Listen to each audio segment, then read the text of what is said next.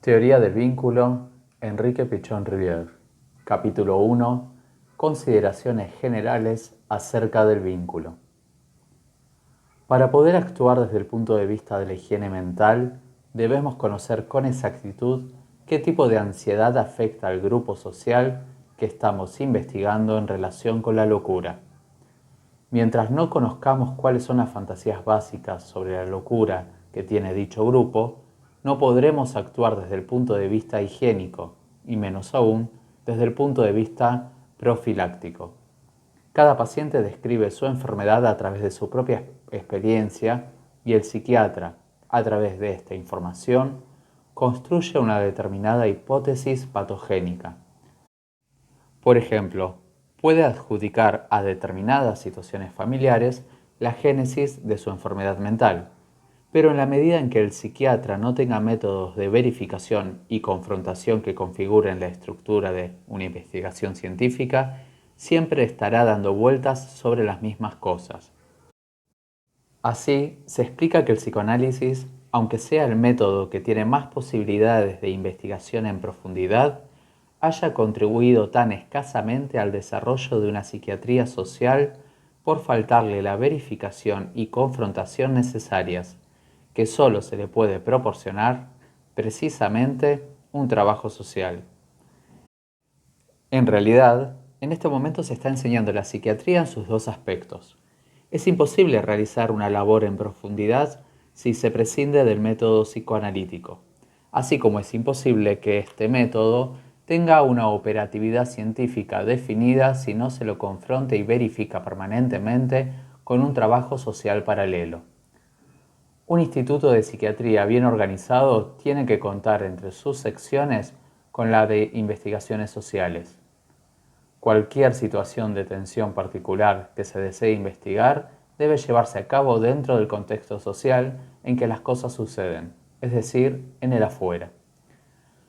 Luego sucederán en el consultorio, en la medida en que el paciente repita en la situación transferencial sus conflictos del afuera. Para construir una teoría de la enfermedad psíquica, necesitamos la referencia permanente del hombre en su contexto real y exterior. Existen tres dimensiones de investigación: la investigación del individuo, la del grupo y la de la institución o sociedad, lo que da lugar a tres tipos de análisis: el psicosocial, que parte del individuo hacia afuera; el sociodinámico, que analiza el grupo como estructura; y el institucional, que toma todo un grupo, toda una institución o todo un país como objeto de investigación. No existe una separación neta entre los campos de investigación psicosocial, sociodinámica e institucional. Son campos que se van integrando sucesivamente. Una psiquiatría considerada desde el punto de vista de las relaciones interpersonales, de la relación del individuo con el grupo o con la sociedad, va a proporcionarnos datos para construir una psiquiatría que podemos denominar psiquiatría del vínculo, es decir, la psiquiatría de las relaciones interpersonales. Una psiquiatría considerada de esta manera es una psiquiatría dinámica construida con los postulados del psicoanálisis. Podemos decir que el último acercamiento que históricamente ha efectuado el psicoanálisis es el de las relaciones de objeto. Ello nos lleva a tomar como material de trabajo y observación permanente la manera particular en que un sujeto se conecta o relaciona con el otro o los otros, creando una estructura que es particular para cada caso y para cada momento y que llamamos vínculo. Vamos a estudiar entonces la patología del vínculo. Partiremos del vínculo que podemos llamar normal hasta llegar a las alteraciones de ese vínculo que podemos llamar patológico. El vínculo paranoico se caracteriza por la desconfianza y la reivindicación que el sujeto experimenta con los demás.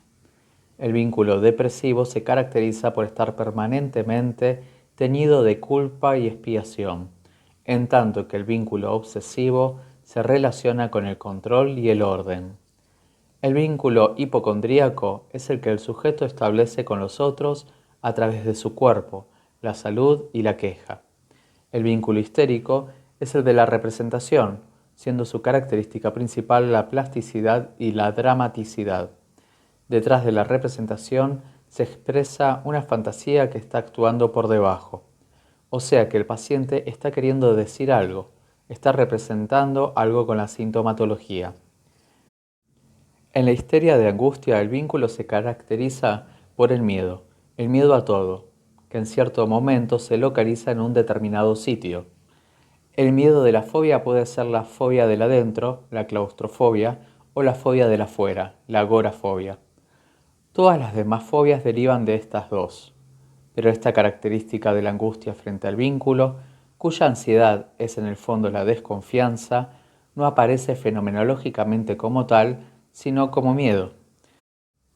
Se caracteriza por configurar en determinados momentos diferentes tipos de histeria. En la histeria de conversión, la expresión de determinadas fantasías se realiza a través del cuerpo, con el lenguaje del cuerpo. Es decir, que a través de una sintomatología cualquiera o de un ataque histérico, así como a través de los órganos y o de sus funciones, pueden expresarse determinados contenidos o fantasías inconscientes. En la neurosis obsesiva, el vínculo se caracteriza por el control del alter ego o del otro, por un dar vueltas alrededor del objeto, con una vigilancia particular cuya desconfianza no se ve, como tampoco se ve la ansiedad paranoide, que está encubierta por un dar vueltas y un control permanente a través de una conducta de rituales particulares. En la psicosis, el vínculo paranoide, el vínculo depresivo y el vínculo maníaco también se caracterizan por ser un vínculo de control semejante al de la neurosis obsesiva, aunque mucho más rápido en cuanto a la velocidad y más operante en cuanto a la paralización del objeto. El aumento de la ansiedad que experimenta el psicótico determina la necesidad de un mayor control del otro. En la esquizofrenia pueden aparecer todos estos tipos de vínculos juntos, alternando o predominando uno de ellos, pero con una característica adicional. Pueden aparecer el vínculo paranoide, el vínculo obsesivo, incluso el histérico, el hipocondríaco, el maníaco, etc., pero con un elemento que se suma y califica las situaciones de aislamiento del objeto, con una toma de distancia y el ejercicio de ese vínculo de control o de desconfianza a cierta distancia. Es decir, el autismo está colocado en el centro del vínculo esquizofrénico y del aislamiento de la realidad. Lo mismo podemos decir de cada una de las personalidades psicopáticas que corresponden a cada psicosis. En los cuadros confusionales el vínculo es un vínculo nocturno, en realidad confusional, porque se trata de un sujeto que intenta establecer un vínculo con un objeto, pero experimentando dificultades para llegar a él, ya que está absorbido por la actividad de la noche, por la actividad del sueño. Cuando logra establecer un vínculo externo durante un cuadro confusional, éste adquiere características delirantes, dando lugar a los cuadros oníricos de la confusión mental. En las perversiones encontramos diferentes tipos de vínculos. En términos muy generales, podemos decir que la perversión, cualquiera que sea su naturaleza, es una tentativa de resolución de determinadas ansiedades por medio de los mecanismos perversos. Tomemos, por ejemplo, la homosexualidad. Una de sus funciones principales es establecer un vínculo particular con un objeto que primitivamente fue perseguidor. La finalidad del vínculo homosexual es la conquista de ese perseguidor mediante una técnica de apaciguamiento y control. En ningún paciente existe un tipo único de vínculo. Todas las relaciones de objeto, todas las relaciones establecidas con el mundo son mixtas. Existe una división que es más o menos universal, en el sentido de que por una parte se establecen relaciones de un tipo y por la otra de un tipo distinto. El grupo social en que ese sujeto está actuando adquiere una doble significación. Puede establecer por un lado un vínculo paranoico y por el otro un vínculo normal, o bien un vínculo tendiente a la depresión, a la hipocondría, etc. Es decir, que si recogemos los diferentes tipos de relaciones que ese paciente establece con su grupo familiar y consignamos los distintos tipos de conductas que manifiesta frente a cada miembro del grupo, obtendremos la descripción de un cuadro clínico en su adentro. Podemos referir lo que recogemos en el afuera al adentro que ya conocíamos de antemano acerca de las estructuras neuróticas y psicóticas individuales. Mediante el estudio psicosocial, sociodinámico e institucional de la familia de un determinado paciente, podemos tener un cuadro completo de estructura mental y de los motivos o causas, en términos generales, que presionaron sobre él y provocaron la ruptura de un equilibrio que hasta ese momento se mantenía más o menos estable. La investigación psicosocial analiza la parte del sujeto que se expresa hacia afuera, hacia los distintos miembros que lo rodean, en tanto que el estudio sociodinámico analiza las distintas tensiones existentes entre todos los miembros que configuran la estructura del grupo familiar dentro del cual está incluido el paciente. El análisis institucional consiste en la investigación de los grandes grupos, su estructura, origen, composición, historia, economía, política, ideología, etc.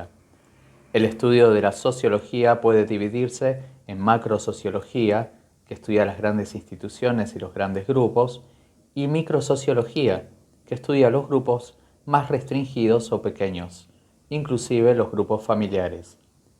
Esta triple investigación nos permite lograr un análisis completo del grupo que estamos investigando. Analizamos las tensiones del paciente con los distintos miembros del grupo. Analizamos el grupo como una totalidad en sí e investigamos las funciones del intragrupo, por ejemplo, los liderazgos.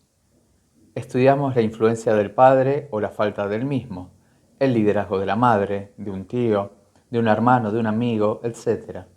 Y vemos de qué manera a veces la ruptura o la pérdida del prestigio de un líder familiar acarrea la enfermedad de uno de los miembros que integran dicho grupo. De esta manera tenemos una visión completamente distinta de la que tiene la psiquiatría llamada clásica. Es decir, un sujeto con una disposición particular, poco resistente a cierto tipo de tensiones, que necesita del prestigio del líder de su grupo, se desmorona en la medida en que dicho líder pierde su prestigio. Por ejemplo, si el padre pierde su empleo por un motivo que lesiona su prestigio, el hijo puede enfermarse. En este caso podemos relacionar la situación de la enfermedad del hijo con esta situación particular de la pérdida del prestigio o pérdida del poder del padre que fuera líder hasta ese momento.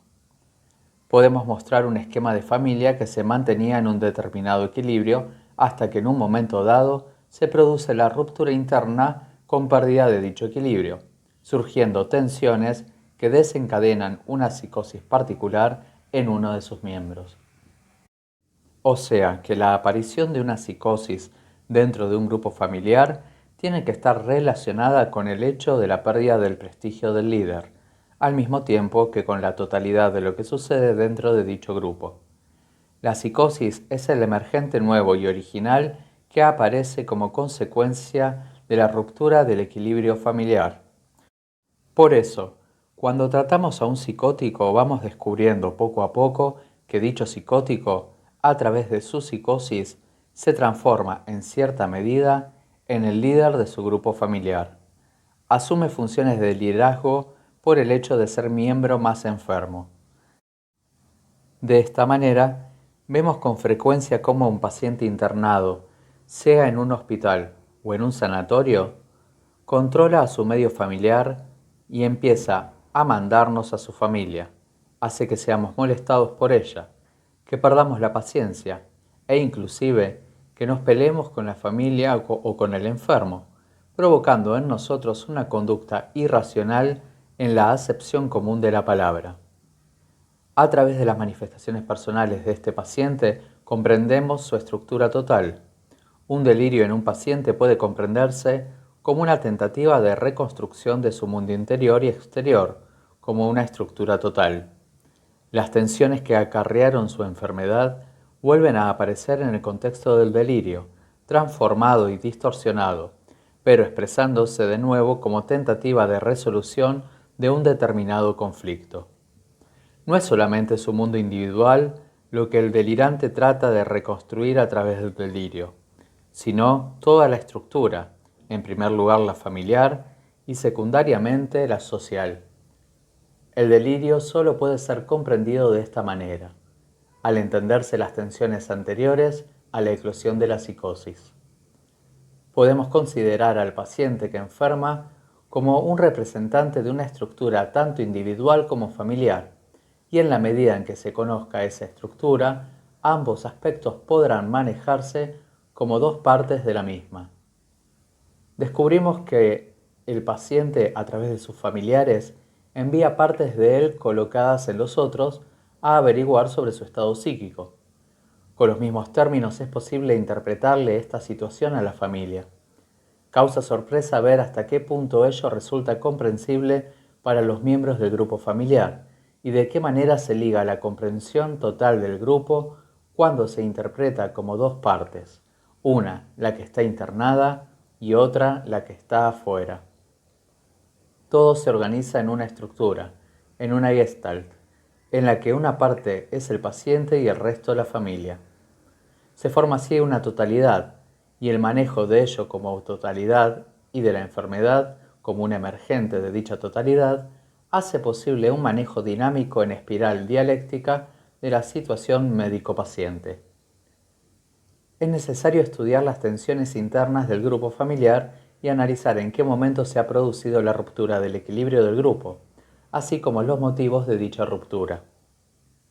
En última instancia, lo que provoca la aparición del emergente mental del paciente está en relación directa con la aparición de tensiones particulares en el grupo familiar. El emergente mental aparecerá en una relación significativa con la aparición de dichas tensiones en el grupo. En un esquema etiológico de la enfermedad mental debemos considerar, primero, los factores relacionados con la baja del umbral, factores que están ligados al terreno o a la estructura corporal. Y segundo, los factores relacionados con el aumento de tensión, la pérdida de equilibrio del grupo y la aparición del emergente mental. El emergente mental, que es el cuadro psiquiátrico que estamos observando en el consultorio, tendrá una relación no solo causal, sino significativa con la estructura que lo determinó. Es decir, que para comprender un delirio es importante realizar la investigación del conjunto de fuerzas que actúan en el medio grupal del cual emerge la enfermedad mental. Enfocando así la psiquiatría, esta resulta mucho más operacional que si se enfocara pensándola solamente en los términos abstractos de una nosografía no referencial en cuanto a los aspectos sociales.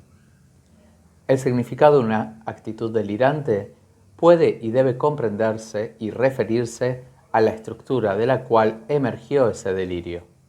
O sea, que sin un conocimiento de dicha estructura, nuestro conocimiento del delirio será parcial, como será parcial la relación de causalidad. La relación de causalidad que existe entre la estructura y el emergente psicótico no es una relación de causalidad directa y mecánica. Se trata de una causalidad gestáltica en el sentido de que todas las tensiones de la estructura que convergen en un punto dado hacen salir un emergente. Quiero decir que es un todo que está actuando a través de un miembro de la familia.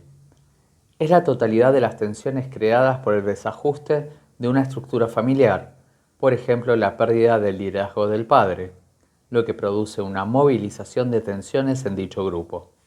La modificación provocada por la pérdida del liderazgo del padre dentro de la estructura total hace que el emergente psicótico se manifieste en ese momento, es decir, que determinado sector converge en un determinado punto en que está situada esa persona, que entonces se transforma en el portavoz de las tensiones del grupo a través del grupo. La epilepsia puede definirse como una enfermedad universal en el sentido de que dispone de todos los mecanismos de defensa y de todos los tipos de vínculos. Por ejemplo, un epiléptico fuera del ataque puede establecer un vínculo de tipo obsesivo. Al epiléptico se lo describe como de carácter anal, siendo lo característico el control. Pero también en determinados momentos, inmediatamente después de un ataque, si el ataque ha constituido para él una descarga eficiente, podrá establecer un contacto histérico que será obsesivo en determinado momento, en tanto que en otro podrá ser paranoico. En el momento previo al ataque se produce una internalización de la situación persecutoria y el ataque aparece como una tentativa de control a través del cuerpo de la situación persecutoria externa. Queremos decir entonces que todo este pasaje es el de determinados vínculos a través del cuerpo y del mundo con determinados objetos. Lo que caracteriza al vínculo epiléptico, que tiene todos los tipos de vínculos parciales, es una determinada viscosidad, una determinada tenacidad y una determinada destructividad. Es decir, que el vínculo puede hacerse cada vez más lento y viscoso hasta que el control del objeto adquiere la característica de la inmovilización. Lleva su control al máximo mediante la inmovilización del objeto partiendo de un control obsesivo. Si no logra inmovilizarlo, aparece la desconfianza. Al fracasar el control surge la agresión porque, a partir de ese instante, el otro es considerado un enemigo. En ese momento el epiléptico puede tener un ataque convulsivo si mete dentro de él la situación persecutoria e intenta destruir al objeto mediante la crisis convulsiva al no poder controlarlo afuera. La situación es móvil, pero el conjunto del vínculo y sus características en cuanto a la intensidad y a las diferentes estructuras que se presentan en la epilepsia como una enfermedad dinámica, llega a características extremas. En la epilepsia podemos observar tanto la mayor inmovilidad como la mayor movilidad, las presiones más brutales en el cuerpo como las presiones más brutales en el mundo exterior, siempre en busca de la destrucción del objeto. El vínculo depresivo es el más fácil de sentir y de diagnosticar. En el centro del vínculo depresivo está la aflicción moral, la culpa y la expiación. Es un vínculo caracterizado por el hecho de que toda relación de objeto está colocada en el campo de la culpa, en la preocupación por lo que el otro piensa y en la manera en que el otro va a administrar el castigo. El carácter depresivo es aquel cuya visión y concepción del mundo o cosmovisión es triste. Es un triste de verdad, un triste constitucional. Toda su historia personal está construida en el vector de la tristeza, y su vínculo y enfoque de los problemas es depresivo, siempre con miedo a la pérdida de la relación de objeto, siempre sintiendo y vivenciando culpa y siempre tratando de reparar.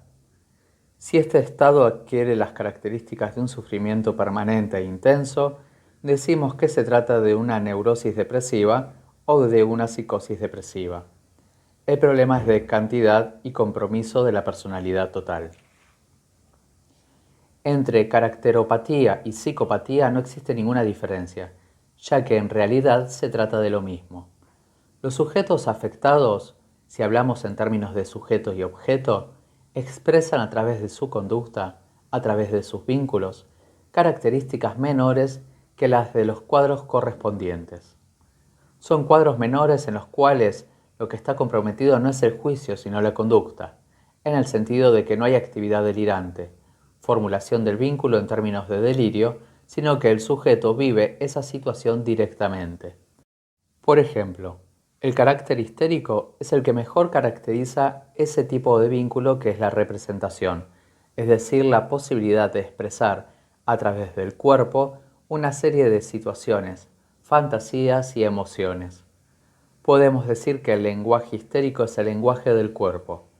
La danza es una expresión histérica de determinadas fantasías y en la medida en que logra un nivel estético determinado, esa expresión histérica adquiere las características de un objeto estético. Lo que está más cerca de lo normal en lo estético es pues lo histérico. El análisis de la negación del vínculo nos lleva al estudio de la despersonalización. Podemos definir la despersonalización como una tentativa de pérdida del ser, de la mismidad o del yo, de no ser él el que quiere vincularse sino de ser otro, o de no ser nadie para no tener compromiso en el vínculo.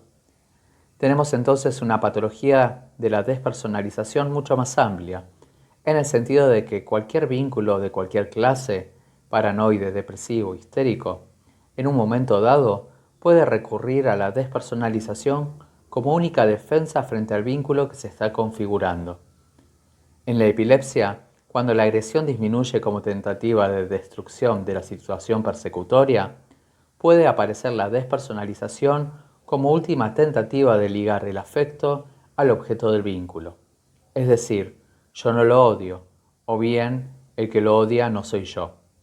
Lo importante es que esto impide la realización de la agresión porque el nombre del objeto se desliza hacia otro. En general, la despersonalización puede aparecer frente a todas las estructuras. Muchas personas recurren con frecuencia a la despersonalización frente a vínculos de cualquier clase, incluso frente al vínculo normal. Por ejemplo, para poder tener una relación sexual más o menos normal o una buena potencia, un hombre puede necesitar despersonalizarse, porque en la medida en que niega a ser él y es otro, puede tener una buena erección. Lo mismo puede suceder frente a algún vínculo regresivo psicótico u otro cualquiera.